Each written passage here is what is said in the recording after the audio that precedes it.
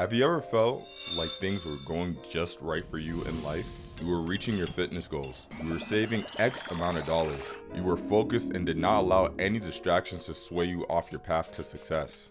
Then, all of a sudden, in a blink of an eye, it all goes away and now you're back to square one of where you originally started. You end up falling back into a depressive state and continuously ask yourself, why is this happening to me? When will this never-ending cycle of inconsistency end?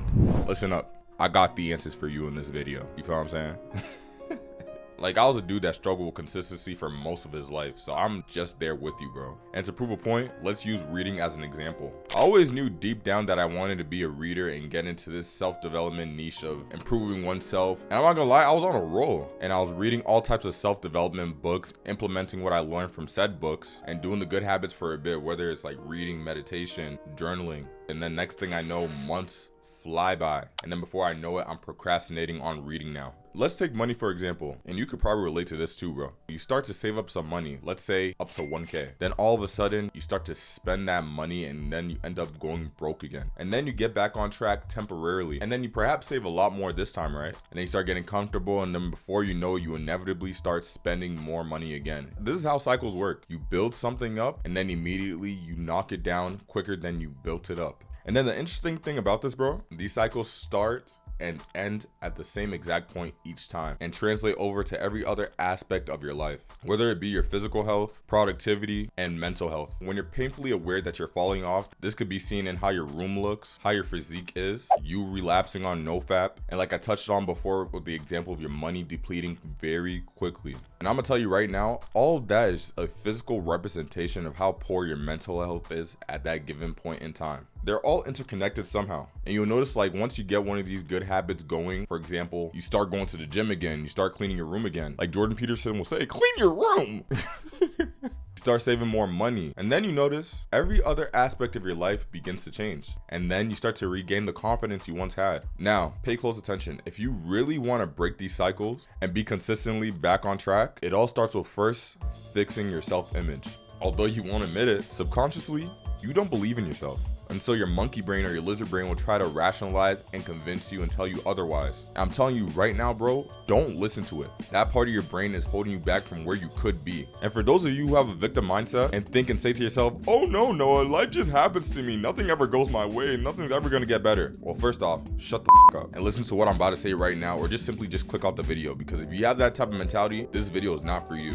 I'm literally someone who was once in the same spot as you and managed to pull himself out of it. So why would you listen to your monkey/lizard brain over someone who has experienced the same thing you're experiencing right now and is telling you exactly what to do? I'm telling you right now, bro, you must first fix your self-image by rewiring the way you view yourself. Now, how you do this is actually very simple, and you can get started right now. And take action as soon as I tell you this, or even go as far as to pause the video and then come back to this video after you do this action. Go ahead and write down why you want to achieve the things that you want, and go extremely deep with this and establish a strong why. And I want to make something extremely clear. I can't tell you what your why is, but I can use mine as an example so it paints a picture in your head. As an example, why I initially started YouTube in the first place. Why did I want to start? I'm doing this so I could gain more subscribers. Why? So I could get into the algorithm and people will notice me. Why? So I could have a community of people to talk to and that relate to me. Why? Because I felt as though I never had people that understood me on a deeper level, or that I felt as though would pay absolute attention to me. All in all, I'm not gonna lie, bro, this actually got pretty deep. I wanted validation, and I'll be the first to tell you, like, if you tell me you don't want validation, you're a liar. You're a bigot. Don't you lie to yourself. And a community alongside that, since I didn't really have many people who could relate to me, or it just feels like I could be myself around without suppressing parts of myself that would be seen as negative. YouTube is my outlet for that. And this is one of the primary reasons why I continue to make videos subconsciously. And bro, you'd actually be surprised. At one point, I actually didn't think I was worthy of the platform, because due to my poor self-image of myself, I viewed myself as a very unlikable person. After I discovered my why, I then made the conscious decision to change my identity. Now, there's a book that I'm actually gonna start reading on this like next week called Psycho-Cybernetics that actually goes in depth about this. Since I haven't read that yet, I'm gonna give you my take on how I go about changing my identity. And this is exactly how I changed my identity from someone who thought he was not worthy of achieving these things to someone who deserves these things, is competent, and is more than capable of achieving said things that he wants. And I'm not just talking about the wishy-washy words of affirmation, I'm this, I'm beautiful, I'm this. No, none of that cringy shit. Like the one I'm talking, actually make a conscious effort to shift your identity to that of someone who is congruent with consistency and success. And again, you can use the words of affirmation. I don't think it's 100% cringe, but I just think it's cringe when people keep telling you to do this shit. Like, no.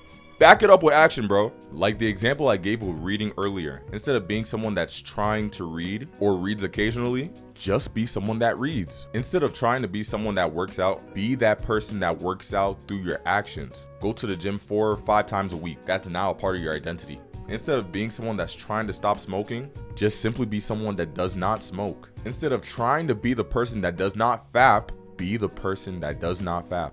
And the interesting thing about this, bro, every time you say, I'm trying to do this, I'm trying to stop doing that, trying alone still implies that whatever bad habit or thing that you're doing is still tied to your identity and self-image. So if you do anything that derails off your streak of good habits, you view it in like almost like a scarcity way. That immediately, once you think that you fell off, it brings you back to your old habits that you had before. And it's funny to me how just a little word change or a little mindset shift can make all the difference. I'm not gonna lie, it'd be very unrealistic for me to tell you that you wouldn't fail and fail and fail and fail over and over again. In order to get to your ideal self, you must fail through trial and error. That's how you inevitably grow. And the thing is, this requires action and a little mindset shift that keeps you congruent with your ideal self. At least once you identify who that ideal person is and actually write it down in your journal as to how you want to be. So all in all, don't view it as like a streak that you must keep track of. Because once you start viewing it as a streak, that'll only derail you and cause you to relapse. Understand that you're going to